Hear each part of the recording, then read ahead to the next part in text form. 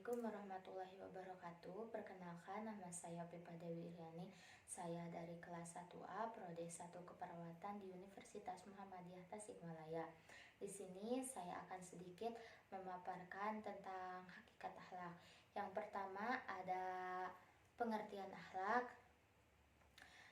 Pengertian akhlak secara etimologis atau lugatan, akhlak berasal dari bahasa Arab, adalah bentuk jamak dari kata huluk yang berarti budi pekerti, perangai, tingkah laku atau tabiat.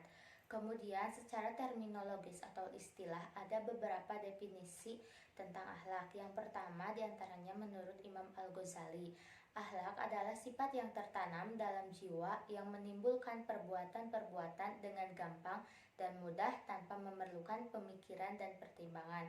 Kemudian ada menurut Ibrahim atau Ibrahim Anis, akhlak adalah sifat yang tertanam dalam jiwa yang dengannya lahirlah berbagai macam perbuatan baik atau buruk tanpa membutuhkan pemikiran dan pertimbangan. Kemudian ada menurut Abdul Karim Zaidan, akhlak adalah nilai-nilai dan sifat-sifat yang tertanam dalam jiwa yang dengan sorotan dan timbangannya seseorang dalam menilai perbuatannya baik atau buruk untuk kemudian memilih melakukan atau meninggalkannya. Kemudian selanjutnya ada perbedaan dan persamaan akhlak, moral, dan etika. Nah, yang pertama dari pengertian akhlak. Akhlak atau huluk adalah sifat yang tertanam dalam jiwa manusia sehingga dia akan muncul secara spontan bila mana diperlukan tanpa memerlukan pemikiran atau pertimbangan lebih dahulu serta tidak memerlukan dorongan dari luar. Nah, kemudian ada pengertian etika.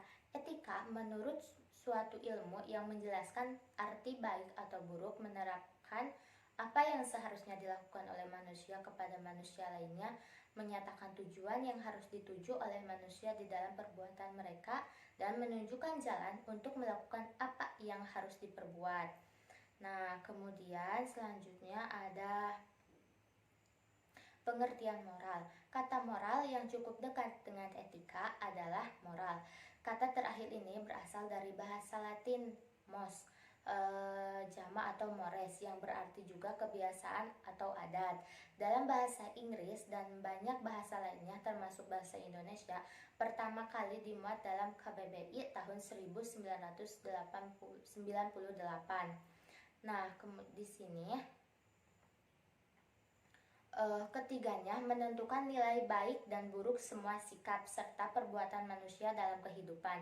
Perbedaannya terletak pada standar masing-masing. Bagi akhlak, standarnya adalah Al-Quran dan As-Sunnah. Bagi etika, standarnya pertimbangan akal pemikiran. Dan bagi moral, standarnya adat kebiasaan yang umum berlaku di masyarakat. Di sini perbedaan akhlak, etika, dan moral dari seginya dibagi menjadi dua bagian, yaitu berdasarkan tolak ukur dan berdasarkan sifat. Yang pertama, berdasarkan tolak ukur adalah akhlak, tolak ukurnya merupakan Al-Quran dan As-Sunnah. Etika, tolak ukurnya pikiran atau akal. Moral, tolak ukurnya norma hidup yang ada di masyarakat berupa adat atau aturan tertentu. Berdasarkan sifat, etika yang pertama, etika bersifat teori, kemudian akhlak dan moral bersifat praktis. Yang selanjutnya ada sumber akhlak dalam Islam. Sebagaimana keseluruhan ajaran Islam, sumber akhlak adalah Al-Quran dan As-Sunnah. Bukan akan tetapi, pikiran atau pandangan masyarakat sebagaimana pada konsep etika dan moral, dan pula bukan karena baik atau buruk dengan sendirinya, sebagaimana pandangan Mu'tazilah. Dalam Islam, dasar atau alat pengukur yang digunakan untuk menyatakan baik buruknya sifat seseorang itu adalah Al-Quran dan As-Sunnah. Nabi Muhammad SAW, apa yang baik menurut Al-Quran dan As-Sunnah, itulah yang baik untuk dijadikan pegangan dalam hidup sehari-hari. Sebaliknya, apa yang buruk menurut Al-Quran dan As-Sunnah, itulah yang tidak baik dan harus dihindari. Selanjutnya, akhlak sebagai modal kehidupan sosial. Sesuatu perbuatan dipandang baik oleh masyarakat umum atau dipandang buruk, di mana setiap orang dapat menilai sesuatu perbuatan tersebut. Umpamanya, ada seseorang yang berbuat kasar terhadap orang tua. Orang akan menilai bahwa perbuatan itu adalah tidak baik. Demikian pula terhadap perbuatan seperti kikir, sombong, ujub, takabur, aniaya, malas, dan sebagainya. Tetapi sebaliknya, seumpama ada seseorang yang bersikap ramah tamah, sabar, rendah hati, dermawan, adil, jujur, dan sebagainya, orang akan menilai bahwa perbuatan tersebut adalah perbuatan yang baik dan terpuji. Akhlak memang sangat penting karena merupakan asas yang telah dilakukan oleh baginda Rasulullah Shallallahu Alaihi Wasallam ketika memulai pembentukan masyarakat Islami.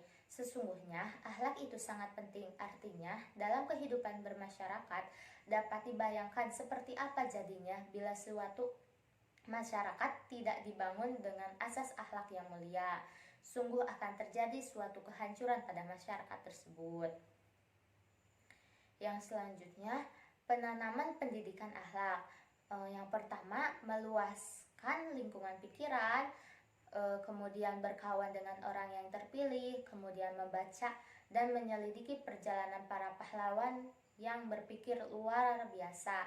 Kemudian yang lebih penting, memberi dorongan kepada pendidikan akhlak ialah supaya orang mewajibkan dirinya melakukan perbuatan baik bagi umum yang selalu diperintahkan olehnya dan dijadikan tujuan yang harus dikejarnya sehingga menghasilkan sesuatu yang luar biasa. Kemudian apa yang kita tuturkan di dalam kebiasaan tentang menekankan jiwa melakukan perbuatan yang tidak ada maksud kecuali menundukkan jiwa dan menderma dengan perbuatan tiap-tiap hari dengan maksud membiasakan jiwa agar taat dan memelihara kekuatan penolak sehingga diterima ajakan baik dan ditolak ajakan buruk. Mungkin dicukupkan sekian penyampaian materi yang bisa saya sampaikan. Mohon maaf apabila terdapat banyak kesalahan karena kesalahan hanya milik saya dan kebenaran hanya milik Allah Ta'ala. Billahi taufiq wal hidayah. Wassalamualaikum warahmatullahi ta'ala wabarakatuh.